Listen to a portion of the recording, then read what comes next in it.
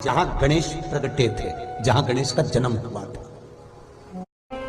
जहां पर भगवान गणेश जी महाराज का प्रागट्य हुआ था। आप सभी को गणेश जी के जन्म उत्सव के साथ साथ भगवान गणेश जी के मंगल विवाह की बहुत बहुत बधाई। सभी के घर में आज रिद्धि सिद्धि प्रवेश कर जाए। चाहे बड़ी चतुर्थी हो, छोटी चतुर्थी हो, किसी भी चतुर्थी का व्रत अगर स्त्री करती है तो उसके पति का तो उम्र बढ़ता ही है, साथ में उसके पुत्र का वैभव भी बढ़ता है। उसके पुत्र का वैभव भी बढ़ता है, उसकी संतान का सुख भी बढ़ता है। चौथ का व्रत अगर स्त्री करती है तो बच्चों का वैभव भी बढ़ता है। 33 करोड़ देवी देवता में सबसे सुंदर जोड़ी थी शंकर और पार्वती की। सही है कि गलत है? कभी नहीं झगड़ते थे। गणेश जी की सबसे पहली जो आरती हो, उस आरती के समय पर अगर धूप बत्ती जलाई जाए या गोबरी को जलाकर उसमें गूगल छोड़ी जाए और गूगल छोड़ने के बाद गणेश जी का नाम ध्रुम वर्ण कह दिया जाए तो गणेश जी को तुम्हारे घर की पूजा स्वीकार करना पड़ती है। बस वो समय हम जानते।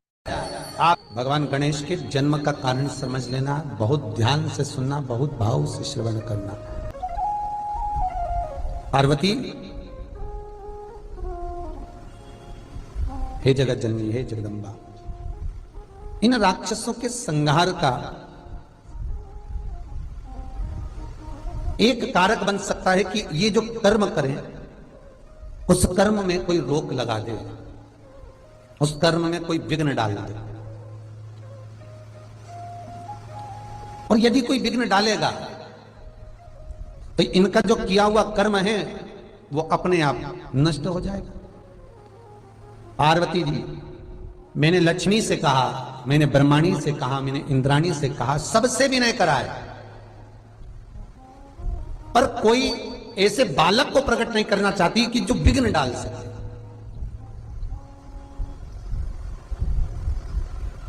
ऐसा बालक पार्वती जी बोलती हैं भोलेनाथ से, प्रभु आप जानते हो आप क्या मांग रहे हो? शंकर भगवान बोले मैं जानता हूं। बालक मांग रहे हो वो ठीक है, पर बालक ऐसा मांग रहे हो जो कि संसार में विघ्न उत्पन्न कर दे। कौन पूछेगा उसको? कौन मानेगा उसको? कौन आदर देगा उसको? कौन सत्कार करेगा उसका? कौन आदर करेगा उसका? आप मांग भी रहे हो तो क्या मांग रहे हो? आप मांग भी रहे हो तो क्या?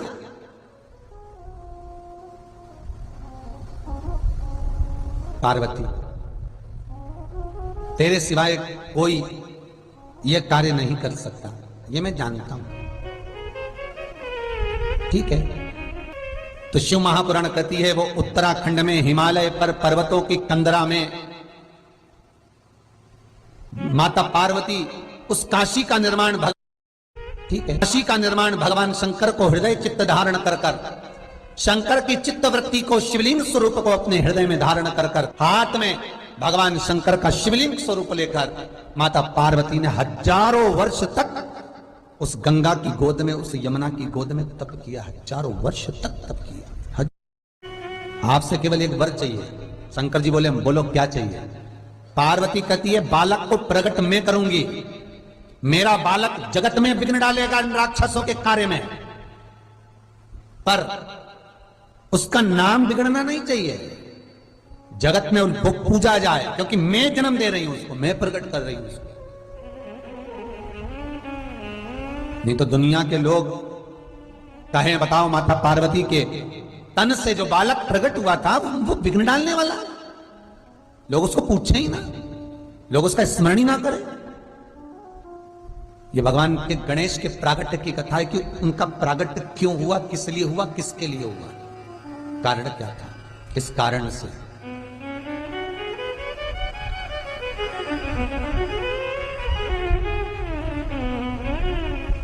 भगवान शिव कहते हैं पार्वती सुन, मैं तुझे वर देता हूं, तेरा जो बालक इन असुरों के कार्य में विघ्न डालने के लिए जो पैदा हो रहा है, जन्म ले रहा है, मैं तुझे वर देता हूं पार्वती, उस बालक का नाम दुनिया के लोग केवल स्मरण ही करेंगे, तो उनका विघ्न हट जाएगा, उसका नाम विघ्न हरण होगा। और राक्षसों के लिए विघ्न देने वाला होगा और संसार के लिए विघ्न हरने वाला होगा। स्नान करने जा रही थी, उसमें प्राण दे दिए, दरवाजे का द्वारपाल बन गया वो विनायक, और शंकर जी ने उसका सिर काट दिया। बस गणेश जी का जन्म हो गया। अरे कारण क्या था गणेश के जन्म का? क्या कारण है? उस कारण को भी तो जानना पड़ेगा, उस कारण को भी तो पहचानना पड़ेगा कि कारण पड़ा क्या। महाराज, जगत जननी तुम चिंता ना करो, तुम्हारे बालक का नाम मात्र लोग लेंगे, उनका विघ्न हर जाएगा, उनका विघ्न समाप्त हो जाएगा, उसका नाम विघ्न हरण होगा, लोग उसे विघ्न हरता कहेंगे, तुम चिंता ना करना। पार्वती जी ने कहा बालक ऐसा प्रकट करूंगी जो असुरों के कार्य में विघ्न डालेगा, और एक बार अगर विघ्न डाल दिया तो असुर उस विघ्न के कारण कभी सफल हो ही नहीं पाएगा। भगवान शिव कहते हैं क्या चाहती हो पार्वती?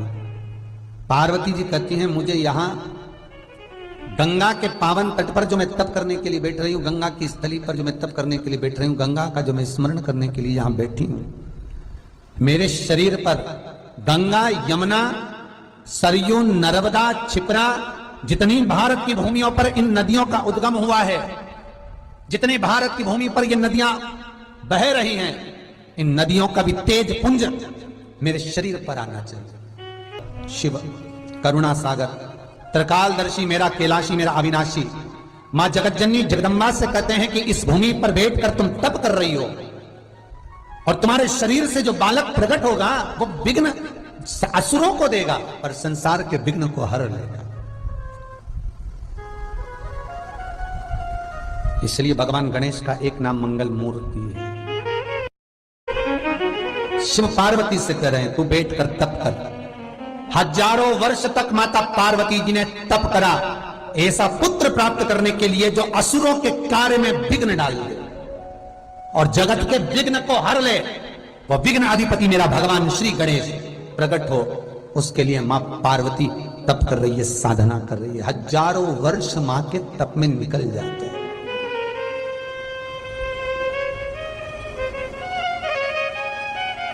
गणेश पुराण में वेद व्यास जी लिखते हैं कि शंकर भगवान ने माता सती के भस्म होने के समय से लेकर माता सती जो राम जी की परीक्षा ली थी उस समय से लेकर 87,000 वर्ष तक भगवान शंकर ने जो तप किया था, गणेश पुराण में वेद व्यास जी लिखते हैं उनसे भी 1000 गुना ज्यादा तप माता पार्वती ने विघ्नहर्ता को जन्म देने से पहले किया था।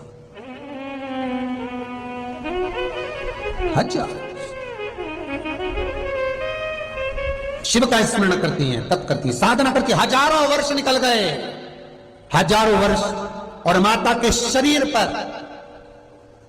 33 कोटि देवताओं का तेज पुंज विराजमान हो गया। माता पार्वती के शरीर पर भगवान 33 कोटि देवताओं की तेज दृष्टि, क्योंकि मां जब तप करती थी सब मिलने आते थे, आराधना कर जाते थे, अपना तेज दृष्टि छोड़ जाते थे। नारायण आए, ब्रह्मा आए, सारे देवता वहां आकर स्तुति माता की कर रहे हैं। हे मां, हे जगत जननी, हे जगत दात्री, हे मां दुर्गा, हे भवानी, हे पार्वती, आपके सिवाय कोई जन्म नहीं, प्रकट नहीं कर सकता विघ्नहर्ता आपकी कृपा। उत्तर काशी के डोंडिया गांव में विराजमान है आज भी, जहां गणेश प्रगटे थे, जहां गणेश का जन्म हुआ था, जहां पर भगवान गणेश जी महाराज का प्रागट्य हुआ था। दुनिया गणेश जी का मंदिर के पास जहां माता पार्वती स्नान करने गई थी, और माता पार्वती ने जिस झील में स्नान करा था जो चारों तरफ कंदराओं में गुफाओं में बनी हुई है, उस झील का पानी आज भी सड़ता नहीं है महाराज, जिसमें मां स्नान करी थी, सड़ता नहीं है। गणेश जी महाराज ने गज का मुख लगने पर अपनी माता से प्रश्न किया, मां मेरे जन्म का कारण क्या है, मैं क्यों जन्मा हूं, उसका कारण तो बताओ। माता कहती है बेटा ये असुर, ये राक्षस कुछ कर्म ऐसा करते हैं जिस कर्म के कारण देवताओं को पछताना पड़ता है। तो इनके हर कार्य में तुझे विघ्न डालना है, हर कार्य में तुझे विघ्न डालना है। ठीक है मां। असुरों के कार्य में विघ्न देने लगे। श्री गणेश जी महाराज एक बार नंदी से पूछते हैं। नंदी बैठा था, गणेश जी की अवस्था छोटी सी थी और गणेश जी ने नंदी से पूछा, नंदी काका, नंदी काका। नंदी काका बोले हाँ। ए नंदी काका, हाँ बोलो गणेश। गणेश जी पूछते हैं, नंदी काका ये तो बताओ कि मुझे जन्म दिया किसने? नंदी काका बोले माता ने। संसार को जन्म देने वाली कौन है? नंदी काका बोले माता। संसार का पालन करने वाली कौन है? माता। जगत का कल्याण करने वाली कौन है? माता। तो नंदी काका ये जितने भी संसार में मनुष्य जन्मे हैं, चाहे वो स्त्री हो, चाहे वो पुरुष हो, चाहे वो देव हो, चाहे वो राक्षस हो, सबका जन्म किसने करा? नंदी काका बोले माता ने। गणेश जी को समझ में आ गया, गणेश जी की चित्त वृत्ति में यह बात बैठ गई कि ये पूर्ण संसार मेरी मां जगत जननी पार्वती के द्वारा निर्मित है। तो इस संसार में जितनी स्त्रियां हैं ये मेरी माता के तुल्य हैं। इसलिए मैं विवाह नहीं करूंगा, मैं शादी नहीं करूंगा। ये जितनी भी स्त्रियां हैं, माता ने जिनको जन्म दिया है, मेरी माता ने जिनको पैदा किया है, मेरी माता ने इस संसार का जन्म करा है।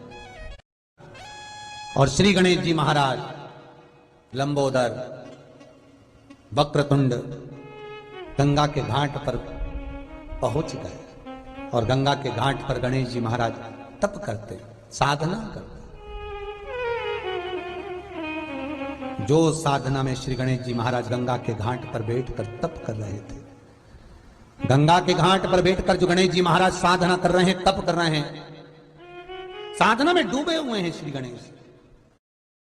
गणेश जी महाराज ने 20,000 वर्ष तक जब तप साधना श्री गणेश जी कर,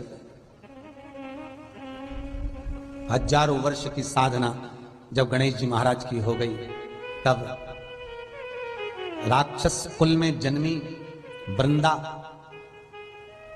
राक्षस कुल में जन्मी वृंदा गंगा के घाट पर भ्रमण करने के लिए आई। और भ्रमण करने के लिए जब वो वृंदा गंगा के घाट पर पहुंचती है, वो वृंदा भगवान श्री गणेश जी महाराज को देखती है, जिनका गज का मुख लगा है, तोंद भी बहुत बाहर है। वृंदा देखकर उनकी ओर आसक्त होती है। नृत्य करा, गंगा के घाट पर वृंदा ने साधना करी, तप करा। गणेश जी को रिझाने का संपूर्ण प्रयास वृंदा ने कर लिया, संपूर्ण प्रयास वृंदा कर दिया, पर गणेश जी महाराज ने उस पर ध्यान नहीं दिया। अब वृंदा ने करा क्या? देवगुरु बृहस्पति के पास पहुंच गई और वृंदा देवगुरु बृहस्पति के पास जाकर पूछती है, देवताओं के आप गुरु हो, मैं राक्षस कुल में जन्मी हूं, मेरी प्रवृत्ति राक्षस की है, पर यह बताओ कि ये विनायक, ये भगवान लंबोदर गणेश किनके पुत्र हैं? तो कहा शंकर के। वृंदा जान गई, अगर माता पिता का आदर करेंगे तो हो सकता है कि गणेश जी हमें पूछ ले, हो सकता है गणेश जी हमें पूछ ले।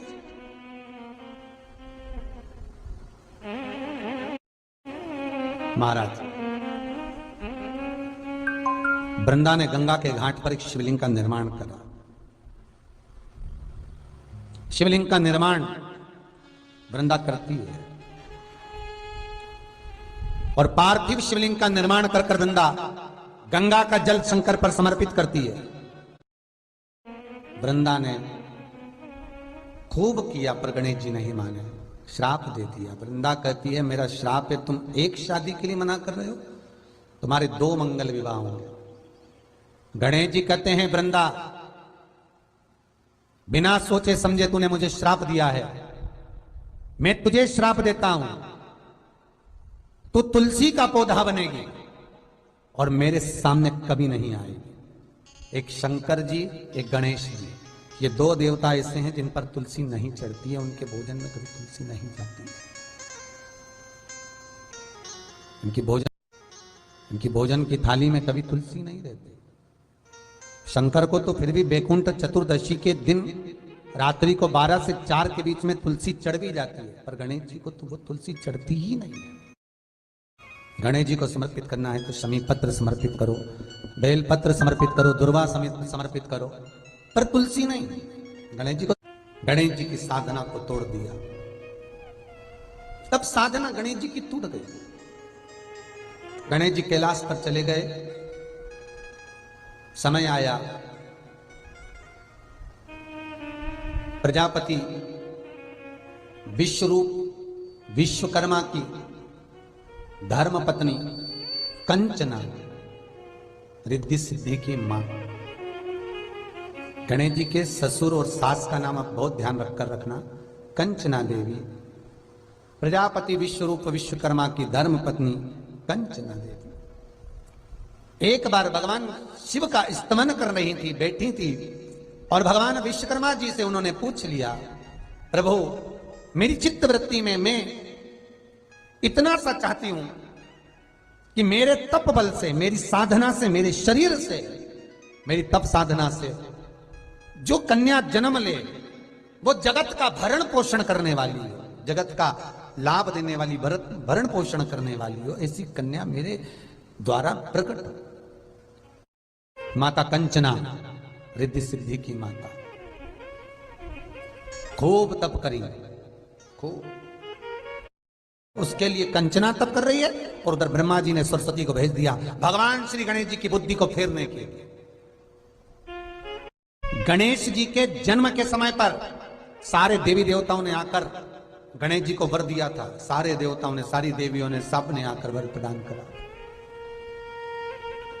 उसमें माता सरस्वती भी थी, और माता सरस्वती ने गणेश जी को वर दिया था कि तुम बुद्धि के देव कहलाओगे, तुम्हारे बुद्धि की कभी कमी। और आज ब्रह्मा जी वापिस सरस्वती को गणेश की बुद्धि फेरने के लिए भेजा, वापिस सरस्वती। इतने में माता सरस्वती आई, और माता सरस्वती आकर एक पवन के रूप में आकर गणेश जी की मस्तक पर के पास पहुंच गए। सरस्वती आज पवन के रूप में। माता पार्वती ने हाथ में जल लेकर सरस्वती पर, क्या बताएं, ब्रह्मा जी ने भेजा है। ब्रह्मा जी ने भेजा है, हाँ, क्यों भेजा है, किस लिए? बस ये विवाह कर लें और कुछ नहीं। ब्रह्मचारी का जीवन जीना है, इस ब्रह्मचारी के जीवन को छोड़ दें। भगवान माता सरस्वती के शब्द जब माता पार्वती ने सुने तो माता पार्वती सरस्वती से कहती है, तुम जाओ, इस चीज के लिए तुम्हारी जरूरत नहीं पड़ेगी।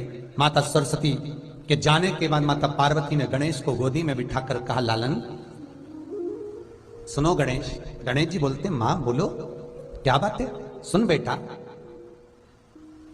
संत बनना सरल, ब्रह्मचारी बनना सरल, तपस्वी बनना सरल, साधक बनना सरल, तपस्यावान बनना सरल है।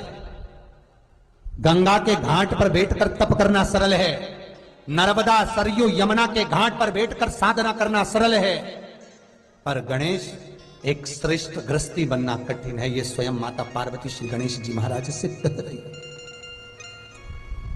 स्वयं माता पार्वती जी गणेश जी से निवेदन कर रही, बहुत कठिन है, बहुत में लगी हुई है। तुम्हारे हाथों में, माता पार्वती गणेश जी से समझा रही, गणेश जी को निवेदन कर रही हैं कि संसार में ब्रह्मचारी बनकर नहीं रहना, तुझे तपस्वी बनकर नहीं रहना, तुझे साधक बनकर नहीं रहना, तुझे साध्य बनकर नहीं रहना, तुझे तो केवल केवल और केवल गृहस्थ आश्रम में रहकर भगवत भजन करना, गृहस्थ आश्रम।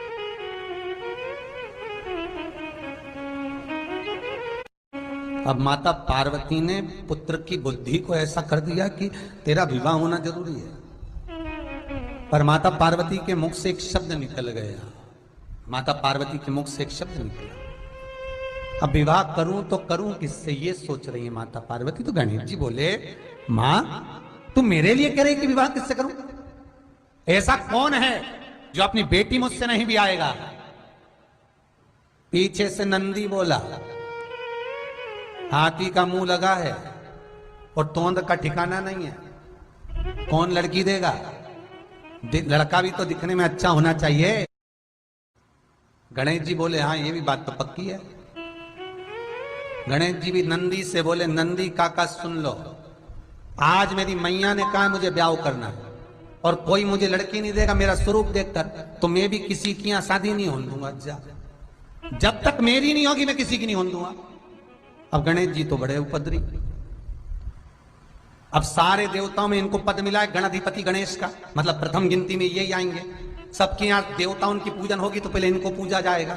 अब शादी में सबसे पहले नोते तो गणेश जी को ही नोते। अब ये शादी में जाके नोते तो बैठ तो गए चूहे के साथ में बढ़िया आराम से, पर इनकी यहां जैसी शादी की तैयारी हो, गणेश जी चूहों की टीम बुलवा के सारा अनाज खिलवा दे, बोरियों में छेकड़े पड़वा दे। अब लड़की के जितने कपड़े बने, लड़की तैयार होने के लिए जैसे ही जाए तो उसके कपड़ों में पूरे में छेदी छेद मिल जाए। बचा कुचा था तो गणेश जी महाराज बैठे बैठे सारा काम ऐसा करे, शंकर जी के गले में जो सांप पड़े थे, जहां से दूल्हा शादी करने आ रहा था, जिस जनवासे में दूल्हा ठहरता था, उसमें सांप बिच्छू भर दे। अब जैसी सांप बिच्छू भरे तो दूल्हा तो भाग जाए। ना तो किसी के लड़के की शादी हो, ना किसी की लड़की की शादी हो, सब कुंवारे कुंवारे घूमे।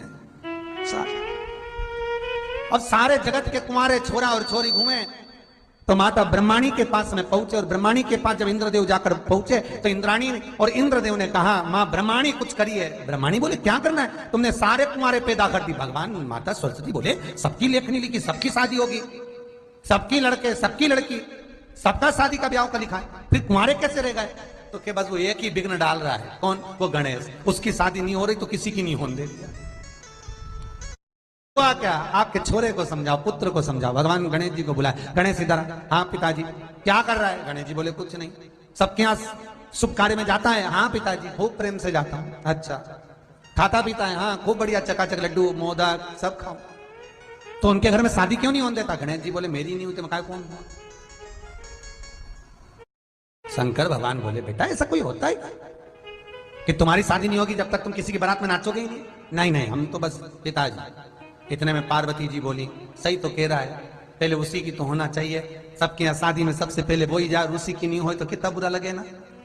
आपको तो चिंता ही नहीं कि भगवान ब्याह करना छोड़ा उनका। शंकर भगवान ने नारद जी को बुलाया, देव ऋषि नारद इधर आओ। नारद जी बोले बोलो प्रभु, हमारे लड़के के लिए लड़की देख कर आओ। नारद जी मन में सोचे कि कार्तिकेय के लिए बोल रहे हैं क्योंकि कार्तिकेय बड़ा होगा तो उसको तो कोई भी लड़की दे देगा। इतने में शंकर जी बोले जा रहे हो पर एक बात सुन लो कि पहले शादी इसी की करना है, नहीं तो ये कार्तिकेय की भी नहीं होने देगा, शादी इसी की करना है। भगवान गणेश जी महाराज माता पार्वती के शरीर के उपटन से प्रकट हुए हैं। माता कंचना के शरीर के भाग से दो देवियां प्रकट हुई, एक रिद्धि दूसरी सिद्धि। क्यों प्रकट करा इनको? इनको प्रकट करने का कारण क्या था? गणेश जी को प्रकट करने का कारण क्या था कि असुरों के काम में विघ्न डालना है। पर गणेश जी क्या कर रहे हैं? असुरों के काम में तो विघ्न डाला, पर इनकी शादी नहीं हुई तो ये देवताओं के काम में भी विघ्न डालने लगे, ब्याह नहीं होने दे। तो माता कंचना देवी से स्वयं विश्वकर्मा जी ने निवेदन करा, हे कंचना तुम्हारे शरीर से दो देवियां प्रकट करो और गणेश जी की सेवा में भेज दो। गणेश जी को जिस घर में लोग विवाह शादी में बुलाएंगे वहां पर तुम्हारी दोनों बेटियां गणेश जी की सेवा में जाएंगी। हर शादी में तुम्हारी दो बेटियों को भेज देना, रिद्धि और सिद्धि को। तो इन रिद्धि सिद्धि को क्यों भेजना?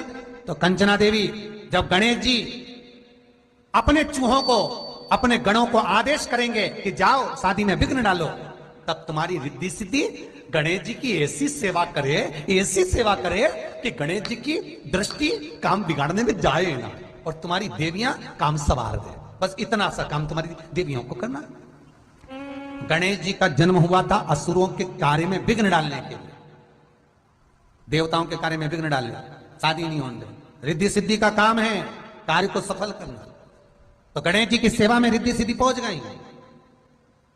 और जब गणेश जी की सेवा में रिद्धि सिद्धि पहुंची, अब गणेश जी महाराज रिद्धि सिद्धि कभी जैसे ही गणेश जी महाराज अपने चूहे को पास में बुलाए कुछ बोलने के लिए, इतने में रिद्धि पहुंच जाए पंखा झेलने के लिए। इतने में सिद्धि आके बोले प्रभु क्या खाओगे?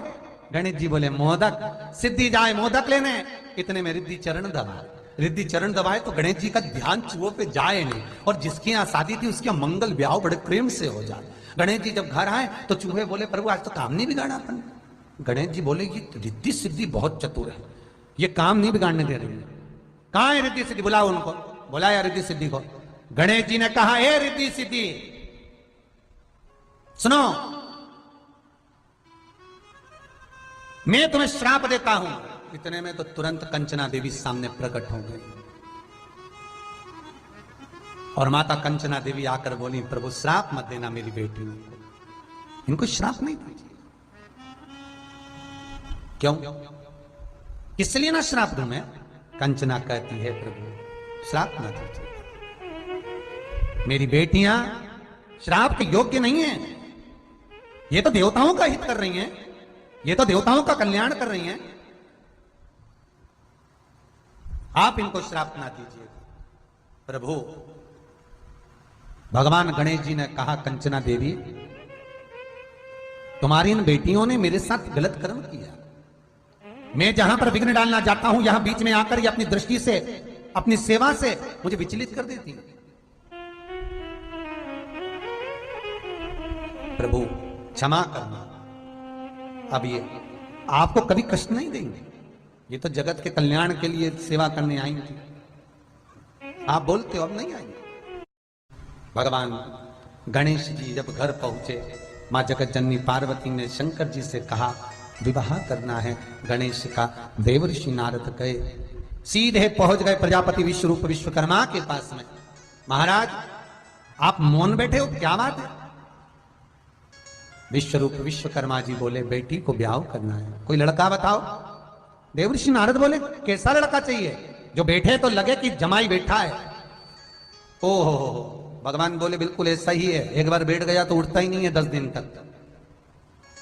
ठीक है, मेरी बेटी को मीठे का शौक है, भोजन वो बनाए, उसकी नाक ऐसी हो सूंघ कर आ जाए। ठीक है, भगवान श्री गणेश जी महाराज से विवाह पक्का किया। भगवान गणेश जी की मंगल बारात कंचना देवी के दरवाजे पर, प्रजापति विश्वरूप विश्वकर्मा के द्वार पर भगवान गणेश जी की बारात जा रही है। ये दुर्वा जो उत्पन्न हुई है, इसमें इतना बल कहां से आ गया? शंकर भगवान बोले रहे, ओ इंद्र, तुम्हारे अमृत से भी बड़ी प्रबल है ये दुर्वा।